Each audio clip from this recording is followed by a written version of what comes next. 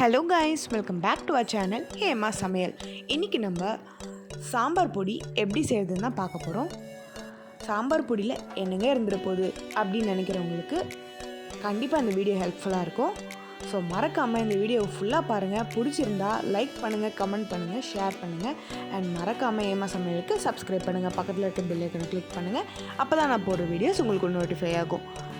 இதில் நான் உங்களுக்கு ஒரு சீக்ரெட் இன்க்ரீடியன்ட் சொல்லியிருக்கேன். ஸோ கண்டிப்பாக மறக்காமல் இந்த வீடியோவை ஃபுல்லாக பாருங்கள். இப்போ வாங்க நம்ம வீடியோக்குள்ளே போகலாம். ஸ்டவ் ஆன் பண்ணி கடாய் வச்சுக்கோங்க.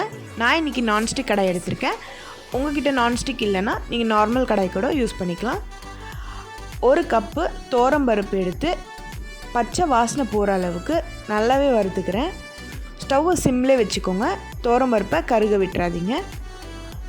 ஒரு கப்புனா ஒரு 10லேருந்து 12 ஸ்பூன் தோரம்பருப்பு இருக்கும் அதில். அதுக்கப்புறம் அதை ஒரு கிண்ணத்தில் மாற்றிட்டு அதே கப்பில் நம்ம கடலைப்பருப்பு எடுத்து அதையும் பச்சை வாசனை போகிற அளவுக்கு வறுத்து எடுத்துக்கலாம். வறுத்த அப்புறம் அதையும் ஒரு தட்டில் மாற்றி நல்லாவே ஆற விட்டுருங்க.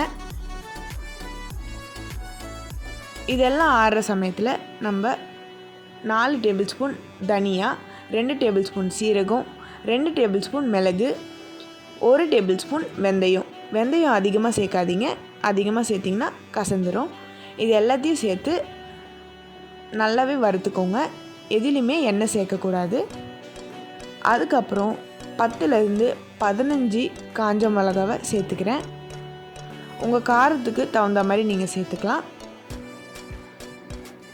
இதையும் அதே தட்டில் மாற்றி நல்லாவே ஆற விட்டுருங்க. அதே கடாயில் 4 டேபிள் ஸ்பூன் பச்சரிசி சேர்த்து பச்சை வாசனை போகிற அளவுக்கு வறுத்துக்கோங்க. சிம்லே வச்சு வறுத்துக்கோங்க. நான் சொன்ன சீக்ரெட் இன்க்ரீடியன்ட் இதுதான். பச்சரிசி ஏன் சேர்க்குறோம் அப்படின்னா சாம்பார் நல்லாவே திக்காக வரும். அதுக்கப்புறம் கொப்பரை தேங்காய், ஒரு அரை கொப்பரை தேங்காவை பொடி பொடியாக நறுக்கி சேர்த்து அதையும் வறுத்து நான் ஆற வச்சிடுறேன். நல்லாவே ஆறுனதுக்கப்புறம் மிக்சியில் போட்டு நல்லா மையாக அரைச்சி எடுத்துக்கோங்க. அவ்வளோதாங்க, சூப்பரான சாம்பார் பொடி ரெடி ஆகிடுச்சு.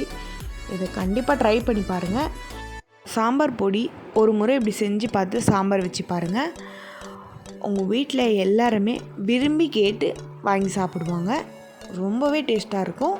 கண்டிப்பாக ட்ரை பண்ணி பாருங்கள். இந்த வீடியோ உங்களுக்கு பிடிச்சிருந்தா உங்கள் ஃப்ரெண்ட்ஸ் எல்லாருக்குமே ஷேர் பண்ணுங்கள். அண்ட் மறக்காமல் ஹேமா சமையலுக்கு சப்ஸ்கிரைப் பண்ணிவிடுங்க. இவ்வளோ நேரம் நம்ம வீடியோவை பொறுமையாக பார்த்ததுக்கு ரொம்ப ரொம்ப தேங்க்ஸ்.